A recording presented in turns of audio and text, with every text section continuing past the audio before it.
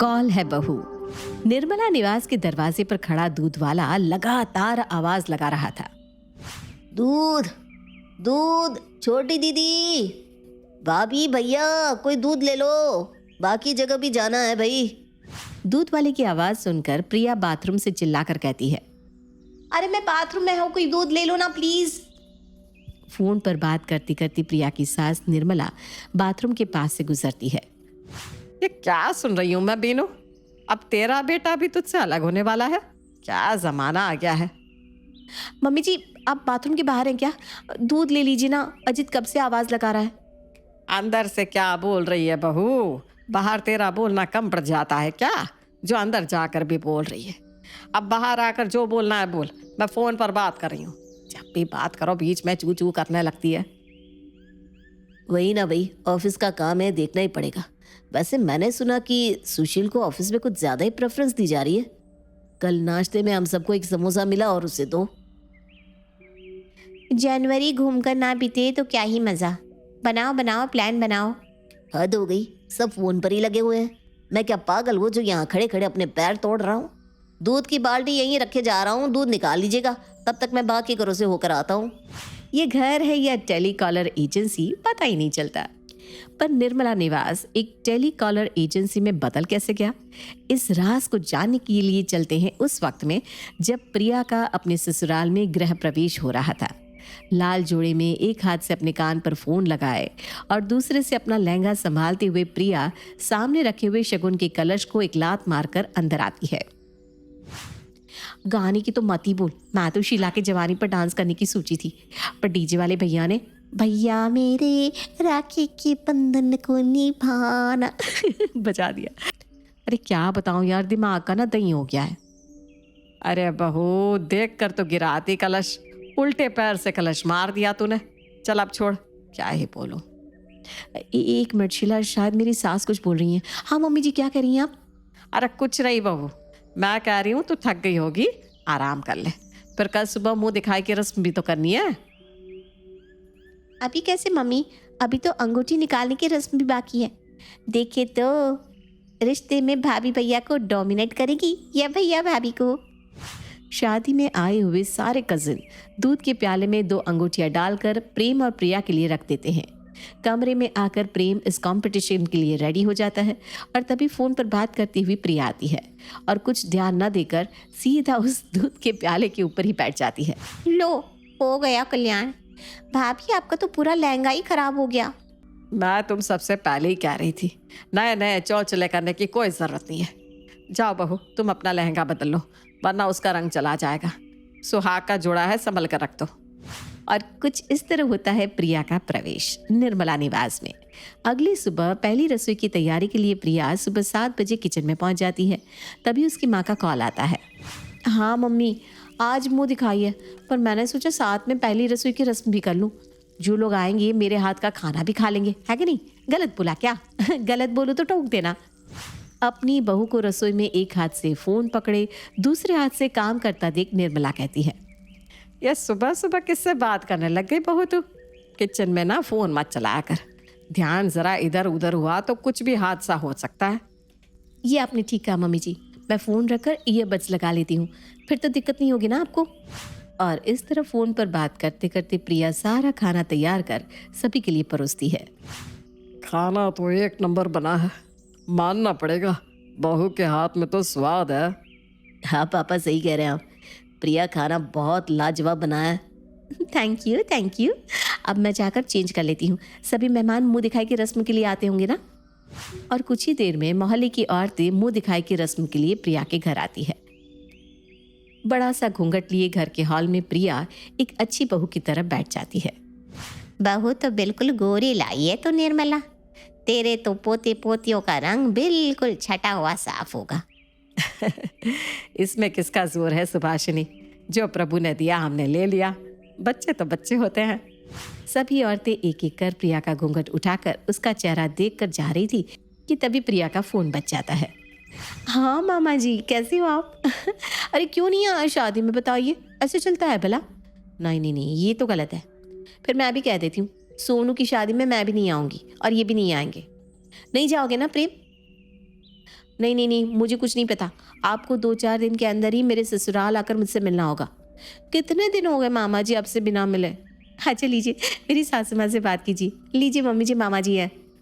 बेटा ये बातचीत तो बाद में भी हो जाएगी, अभी रस्में चल रही है ना, रस्म पूरा कर लेते हैं। कह दे मामा जी से हम बाद में बात करते हैं। कोई दिक्कत नहीं हो रही है मम्मी जी। सुभाषिनी आंटी, आपको कोई प्रॉब्लम है क्या? मैंने तो रस्म पूरी कर ली बेटा, मुझे क्या दिक्कत होगी। लो मम्मी जी, किसी को कोई प्रॉब्लम नहीं है, बात कर लो। और इस तरह प्रिया हर समय बस फ़ोन पर ही लगी रहती। कभी मामा जी का फ़ोन, कभी माँ का, कभी सहेली का, कभी चाचा का, तो कभी बुआ का। 24 घंटे प्रिया के एक कान में ब्लूटूथ का बड लगा ही रहता था। एक दिन प्रिया नहाने के लिए जाती है, तभी उसके फ़ोन पर कॉल आता है। 2 मिनट भी चैन नहीं है इन लोगों को, हर समय फ़ोन बजता ही रहता है। अपने फ़ोन की कॉलर ट्यून सुनकर बाथरूम के अंदर से प्रिया कहती है, मेरा फ़ोन बज रहा है, कुछ पकड़ा दो ना प्लीज़। हाँ हाँ, तेरे ही फ़ोन में कॉल है बहू, बाहर आ जा फिर बात कर लेना। पर प्रिया को कहाँ शांति थी। माथे पर शैम्पू लगे हुए ही प्रिया कपड़े पहनकर बाहर आ जाती है और फ़ोन लेकर बाथरूम में चली जाती है। हर बार प्रिया की हरकतों को नज़रअंदाज करती आ रही निर्मला इस बार शांत नहीं रहती। हद हो गई, ये लड़की हमारे बीच रहकर भी फ़ोन में ही घुसी रहती है। अगर इससे ये पूछूं कि घर के पर्दे का रंग क्या है तो इसे ये भी पता नहीं होगा। पर इसके मामा जी के घर में कुत्ते को पेट में दर्द कब हुआ ये इसे अच्छे से पता है। नए ज़माने की लड़की है, सोच सोच कर बहुत कुछ इग्नोर कर दिया मैंने। अब नहीं, अब तो इसे समझना ही पड़ेगा। और अगली सुबह शुरू हो जाता है निर्मला का खेल। सुबह 4 बजे जब प्रिया नींद में होती है, प्रेम जोर जोर से फ़ोन पर बात करने लगता है। हाँ भाई, सही कह रहे हो तुम, मज़ा ही आ जाएगा। अरे इतनी सुबह किससे बात कर रहे हो? और करनी है तो धीरे धीरे करो ना, मैं सो रही हूँ। दिन भर खुद बात करती हो तो कुछ नहीं, तो प्रॉब्लम है तो अपने कानों में वॉइस कैंसलर लगा लो। और वहीं बैठा प्रेम प्रिया के कानों के पास जोर जोर से फ़ोन पर बात करता रहता है। इस कारण से प्रिया के सर में बड़ा तेज दर्द हो जाता है। और अगली सुबह सर का दर्द लेकर प्रिया जैसे ही कमरे से बाहर निकलती है तो हॉल में अपनी ननद को फ़ोन पे बात करता हुआ दिखती है। मेडिकल से पेन किलर ला देना ना नियति। पार्टी में? आज नहीं यार, आज तो मैंने कहीं और जाने का प्लान बना लिया है। फ़ोन पर बात करती हुई नियति प्रिया की बात को इग्नोर करके वहाँ से चली जाती है। फिर अपना सर पकड़े प्रिया किचन में जाती है। मम्मी जी, वो चीनी का डब्बा पकड़ाइए ना, ज़रा चाय ही पी लो, हो सकता है सर का दर्द ज़रा कम हो जाए। अरे नहीं नहीं सुभाषिनी, इस बार तो किट्टी तेरे घर में ही होगी, हर बार मेरे घर में क्यों? कुछ बोल रही है क्या बहू तू? ज़रा खुद ही देख ले। हाँ, देख नहीं रही, मैं फ़ोन पर बात कर रही हूँ। हाँ हाँ बोल सुभाषिनी। और इस तरह पड़ता है नहले पर दहला। हर समय फ़ोन पर लगी रहने वाली प्रिया के ससुराल वाले जब आज फ़ोन पर बात करने में बिजी हो जाते हैं तो प्रिया को लेफ्ट आउट सा फील होने लगता है। इतने बड़े घर में प्रिया अकेले चाय पी रही थी, तभी सोम वहाँ कर बैठता है और फ़ोन चलाने लगता है। किसी को टाइम नहीं है यहाँ। ये तो बस शुरुआत थी। अब हर वक्त प्रिया के सास, ससुर, पति और ननद फ़ोन पर ही लगे रहते, कोई प्रिया को समय ही नहीं देता। अगले दिन दूध वाला दरवाजे पर आता है और उस वक्त प्रिया बाथरूम में नहा रही थी। दूध? अरे छोटी दीदी, भाभी, भैया कोई दूध ले लो, बाकी जगह भी जाना है। दूध वाले की आवाज़ सुनकर प्रिया बाथरूम से चिल्लाकर कहती है, अरे मैं बाथरूम में हूँ, कोई दूध ले लो ना प्लीज़। फ़ोन पर बात करती करती प्रिया की सास निर्मला बाथरूम के पास से गुजरती है। ये मैं क्या सुन रही हूँ बीनू? अब तेरा बेटा भी तुझसे अलग होने वाला है? क्या ज़माना आ गया है। अब बाथरूम के बाहर आप है क्या मम्मी जी? दूध ले लीजिए ना, अजित कब से आवाज़ लगा रहा है। अंदर से क्या बोल रही है बहू तू? बाहर तेरा बोलना कम बढ़ जाता है क्या, जो अंदर जाकर भी बोल रही है? अब बाहर आकर बोलना जो भी बोलना है, मैं फ़ोन पर बात कर रही हूँ। जब भी बात करो बीच में चूं चूं करने लगती है। वही ना भाई, ऑफिस का काम है, देखना ही पड़ता है। वैसे मैंने सुना कि सुशील को ऑफिस में कुछ ज़्यादा ही प्रेफरेंस दी जा रही है। कल नाश्ते में हम सबको 1 समोसा मिला और उसे 2। जनवरी घूम कर ना बीते तो क्या ही मज़ा। बनाओ बनाओ, प्लान बनाओ। हद हो गई, सब फ़ोन पर लगे हुए हैं, तो मैं क्या पागल हूँ जो यहाँ खड़े खड़े अपने पैर तोड़ रहा हूँ? दूध की बाल्टी यहीं रखे जा रहा हूँ, दूध निकाल लीजिएगा, तब तक मैं बाकी घरों से होकर आता हूँ। गुस्से में प्रिया बाथरूम से बाहर निकलती है। सबके सब यहीं थे, फिर भी किसी से दूध नहीं लिया क्या? फ़ोन नहीं हो गया, जी का जंजाल हो गया। बाद में क्या फ़ोन पर बात नहीं हो सकती प्रेम? तू तो अपनी शादी के रस्मों में भी फोन पर बिजी थी और हमें क्या रही है? हम तो फिर भी फ्री बैठे हैं, है कि नहीं प्रेम? ये सुनते ही प्रिया को एहसास हो जाता है कि वो इतने दिनों से क्या कर रही थी। I am so sorry mummy ji, अनजाने में मैंने न जाने क्या बेवकूफ़ी कर दी, प्लीज़ मुझे माफ़ कर दीजिए।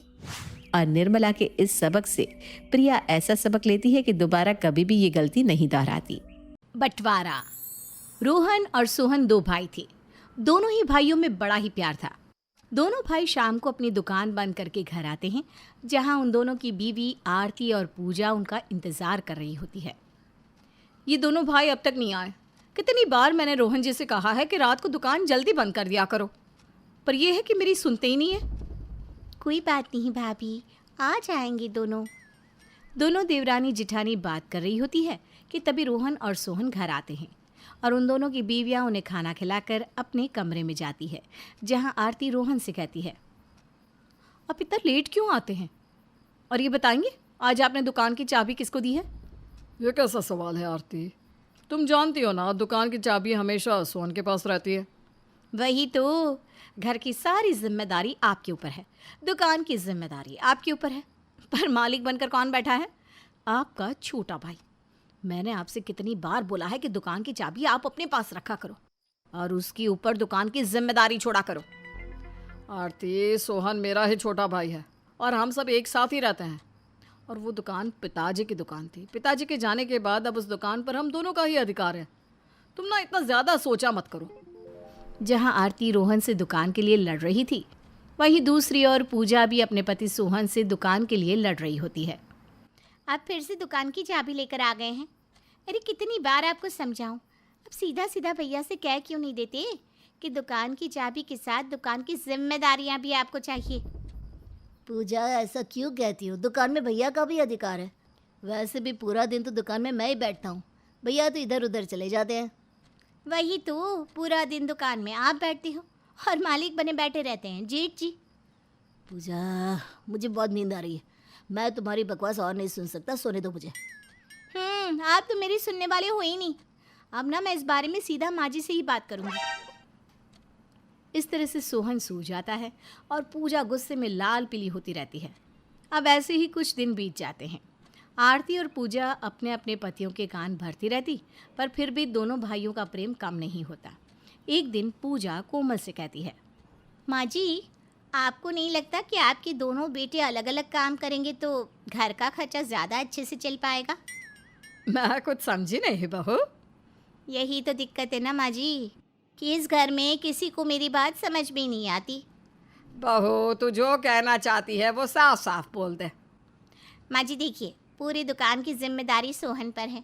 सोहन अकेले ही पूरा दिन दुकान में बैठकर दुकान चलाते हैं, तो वहीं दूसरी ओर रोहन भैया न जाने अपने दोस्तों के साथ कहाँ कहाँ घूमते फिरते हैं। अब आप ही बताइए, अगर दुकान मेरे पति ने ही संभाली है तो उसका मालिक भी तो मेरा पति ही होना चाहिए ना। बहू, दुकान मेरे स्वर्गवासी पति की है, उस पर मेरे दोनों बेटों का बराबर का अधिकार है। क्या हुआ अगर सोहन दुकान संभालता है और रोहन बाहर जाता है? ऐसा भी तो हो सकता है ना कि काम के सिलसिले में ही रोहन बाहर जाता हो। सासू माँ की बात सुनकर पूजा को गुस्सा आता है और वहाँ से चली जाती है। ऐसे ही कुछ दिन बीत जाते हैं। एक दिन आरती कोमल से कहती है, माँ जी, मुझे पूजा की हरकतें बिल्कुल भी नहीं पसंद। क्या हुआ बहू? अब पूजा बहू ने क्या कर दिया? माँ जी, आपको लगता है कि मुझे मालूम नहीं, पर सब कुछ जानती हूँ मैं। हर समय पूजा आपके कान भरती है कि वो दुकान सोहन के नाम कर दे। माँ जी, रोहन इस घर के बड़े बेटे हैं, घर की सारी जिम्मेदारियाँ उनके कंधे पर है।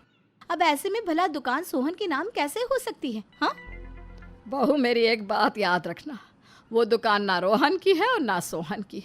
वो दुकान सिर्फ और सिर्फ मेरे स्वर्गवासी पति की है, और उसी दुकान को चलाकर उसने तुम सबकी परवरिश करी है, इसलिए मेरे जीते जी वो दुकान किसी के नाम नहीं होगी। कोमल इस तरह से आरती को डांट कर चली जाती है। अब ऐसे ही कुछ दिन बीत जाते हैं और कोमल की दोनों बहुएं उसके बेटे के कान भरती रहती है। एक दिन सोहन की तबीयत थोड़ी ख़राब हो जाती है, जिस वजह से वो दुकान जल्दी बंद करके घर आ जाता है। रात को जब रोहन दुकान का सामान लेकर दुकान पहुंचता है तो वो देखता है कि दुकान तो सोहन ने बंद कर दी है और सारे ग्राहक वापस जा रहे हैं। मुझसे बिना पूछे सोहन ने दुकान बंद कर दी? अब क्या था, रोहन का गुस्सा 7वें आसमान पर पहुंच जाता है और वो घर आकर सोहन से कहता है, सोहन, तेरे अंदर जरा भी दिमाग नहीं है। मुझे तो लगता है कि तेरी भाभी सही कहती थी कि तू एक जिम्मेदार इंसान बन ही नहीं सकता। अरे गलती की मैंने दुकान की चाबी तेरे हाथों में थमाकर। ओह, तो वो भाभी है जिसकी वजह से आप मुझे मेरे ही दुकान का नौकर समझते हैं। तभी तो अपने दोस्तों के साथ घूमने चले जाते हैं और दुकान मुझ पर छोड़ देते हैं। इस तरह से दोनों भाई के बीच लड़ाई हो जाती है।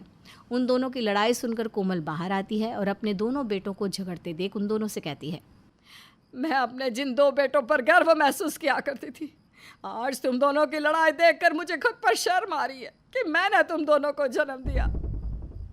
माँ, अब खुद को क्यों दोष दे रही हो, जबकि सारी गलती तो सोहन की है। अब जानती हो ना, मैं दुकान का सामान लेने बाहर गया था और ये महाराज दुकान जल्दी बंद करके घर आ गए अपनी बीवी के पल्लू से बंधने के लिए। भैया, यही तो फ़र्क है आपकी और मेरी सोच में। मेरी तबीयत खराब थी, मैंने आपको फ़ोन किया था पर आपका फ़ोन नहीं लगा। इस वजह से मजबूरन मुझे दुकान बंद करनी पड़ी। पर आपने एक बार भी मुझसे मेरा हाल नहीं पूछा, उल्टा मुझे भला बुरा सुनाने लगे। बस करो तुम दोनों अपनी ये लड़ाई। एक छोटी सी गलतफहमी की वजह से तुम दोनों छोटी सी बात को इतना बड़ा क्यों बना रहे हो? इस तरह से कोमल जैसे तैसे करके दोनों भाई की लड़ाई खत्म कर देती है। अब ऐसे ही कुछ दिन बीत जाते हैं, पर दोनों भाई के बीच का मनमुटाव इतना ज़्यादा बढ़ जाता है कि वो दोनों दुकान पर बैठने का अपना समय बना लेते हैं। अब सुबह से दोपहर सोहन दुकान पर बैठता और सोहन के जाते ही रोहन दोपहर में दुकान जाता। ऐसे ही कुछ दिन बीत जाते हैं और एक दिन फिर दोनों भाई में भयंकर लड़ाई होती है। तू छोटा है इसलिए मैं तुझे और तेरी गलतियों को बर्दाश्त कर रहा हूँ, पर इसका मतलब यह नहीं कि तू मेरे सर पर बैठे। भैया, मैं आपको भगवान की तरफ पूछता रहा, पर आपने क्या किया? आप एक नंबर के घटिया इंसान हैं। आपने मेरे बने हुए ग्राहक अपनी ओर कर लिए। जो ग्राहक सुबह सामान लेकर जाते थे, अब वो ग्राहक रात को सामान लेने आते हैं। आपकी वजह से मेरी कमाई नहीं हो रही। अगर मैंने अपने हक के लिए बोल भी दिया तो क्या गलत बोला? एक बार फिर दोनों भाई में लड़ाई होने लगती है। कोमल फिर से दोनों भाई की लड़ाई शांत करने लगती है, पर इस बार दोनों भाई शांत नहीं होते, उल्टा अपनी ही माँ को धक्का दे देते हैं, जिसमें कोमल को चोट लग जाती है। उनके घर की लड़ाई अब गली में चली जाती है और मोहल्ले वाले परेशान होकर पुलिस को इन्फॉर्म कर देते हैं। क्यों भाई, तुम दोनों भाई अपनी लड़ाई में भूल गए कि तुम्हारी वजह से तुम्हारी माँ को चोट लगी है, दिल पर भी और शरीर पर भी। इंस्पेक्टर साहब, अभी मेरे ये दोनों बेटे नहीं समझेंगे। जब इनकी औलाद होगी तब उन्हें एहसास होगा कि मेरे दिल पर क्या बीत रहा है। हम आपके दर्द को समझ सकते हैं, इसलिए मैं आपको एक राय देता हूँ कि इन दोनों भाई की लड़ाई एक दुकान की वजह से है, तो आप दुकान का बंटवारा कर दीजिए। दुकान का बंटवारा होते ही दोनों भाई अपने अपने दुकान के हिस्से में रहेंगे और अपना अपना परिवार चलाएंगे। ठीक है, अगर मेरे बच्चे यही चाहते हैं कि मैं दुकान का बंटवारा कर दूं, तो मैं तैयार हूं बंटवारा करने के लिए। पर मेरी भी एक शर्त है, और वो ये कि मेरे जीते जी इनकी दुकान का नाम कभी नहीं बदलेगा। अब ना चाहते हुए भी कोमल को अपने स्वर्गवासी पति की आखिरी निशानी, यानी कि उसके नाम की दुकान को 2 भागों में करना पड़ता है और दोनों भाई अपनी माँ की बात की लाज रखते हैं और दुकान का नाम अपने स्वर्गवासी पिता के नाम पर ही रहने देते हैं। इस तरह से कोमल के घर में फैली अशांति शांति में बदल जाती है।